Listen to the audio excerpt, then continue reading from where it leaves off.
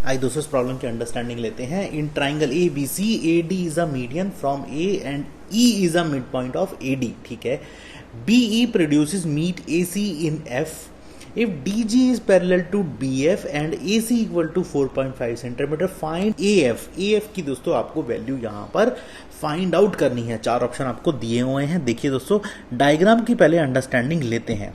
देखिए ये डायग्राम था, मैंने इसको इस तरह से बना लिया। ए सी की वैल्यू देखिए आपको यहां पर कितनी दी हुई है, 4.5 सेंटीमीटर। और पूछा क्या है, ए एफ यहां पर आपसे ये चीज दोस्तों आपसे यहां पर पूछी गई है। कैसे करेंगे इसको सॉल्व, देख लेते हैं। सबसे पहले यहां पर ट्राइंगल में ए डी और जी ट्राइंगल में चलते हैं। ठीक है, ए डी और जी ये तीन यहां पर पॉइंट लेते हैं, इस ट्राइंगल में चलते हैं। गौर कीजिएगा, ई क्या है, ई एक मिड पॉइंट है। किसका, ये एक मिड पॉइंट है, किसका, एडी का। ठीक है, और अगर ये मिड पॉइंट है, यहां से मिड पॉइंट है इस तरीके से कि ईएफ कहां मिलेगा, ये देखिए ईएफ जो है वो पैरेलल बनाता है किसके साथ, डीजी के साथ। ठीक है ना, अगर ये डीजी के साथ पैरेलल बनाता है तो इसका मतलब दोस्तों क्या है, इसका मतलब ये है कि एफ क्या है, एफ भी एक मिड पॉइंट है। ठीक है ना, समझने की कोशिश कीजिए, एफ भी एक मिड पॉइंट है किसका, ए जी का। अगर एफ मिड पॉइंट है ए जी का तो देखिए ये जो लेंथ है ना, ये वाली ए एफ, वो एफ जी के बराबर हो जाती है। तो यहां से कंक्लूजन निकलता है, जैसे ही एफ मिड पॉइंट हो गया ए जी का, तो यहां से कंक्लूजन निकलता है क्या, कि ए एफ बराबर है एफ जी के। पॉइंट नंबर 1 हम यहां लिख लेते हैं। ठीक है, ये तो एक चीज हो गई। दूसरी चीज क्या है यहां पर देखते हैं। देखिए दोस्तों समझते हैं इसको। दूसरी चीज ये हुई, आप ट्राइंगल आ जाइए, बी ये वाला ले लीजिए और सी एफ यहां पे आ जाइए। देखिए इसमें क्या है, डी जो है ना ये मिड पॉइंट है, किसका, मिड पॉइंट है किसका, बी सी लाइन का। ठीक है, डी जो है मिड पॉइंट बना दिया। अगर डी जी पैरेलल है किसके, ई एफ के। ठीक है ना, गिवन में दिया हुआ था, तो इसका मतलब क्या है, जी भी देखिए मिड पॉइंट है।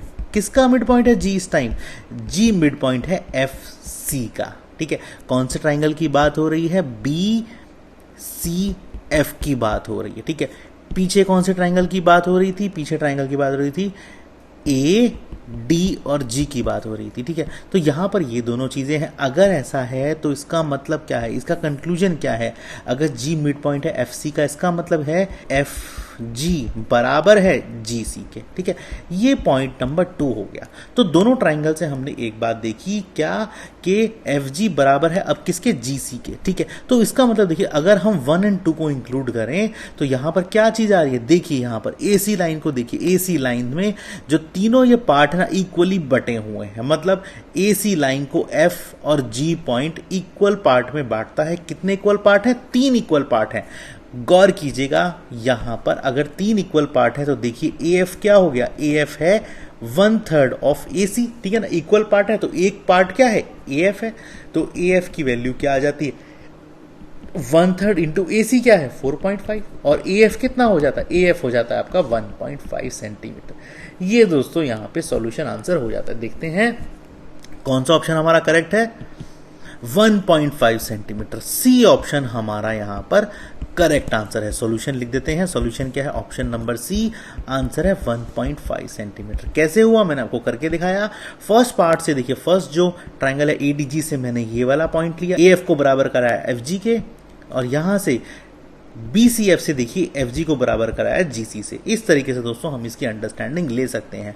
तो जैसे ही आपको मिड पॉइंट दिखे ट्राइंगल में, सबसे पहले जो प्रोपोर्शनल थ्योरम है उसका अंडरस्टैंडिंग लीजिएगा, क्या चीज किसके इक्वल है वो दोस्तों आप समझिए। ठीक है, और जैसे ही मिड पॉइंट आता है तो आपको पैरेलल लाइन देखनी है कहां आपको मिलती है। ठीक है ना, जैसे हमने यहां पर कंसेप्ट बनाया था पैरेलल लाइन का, और ये गिवन भी था। ठीक है ना, इस तरीके से हम इस टाइप की प्रॉब्लम को दोस्तों सॉल्व कर सकते हैं।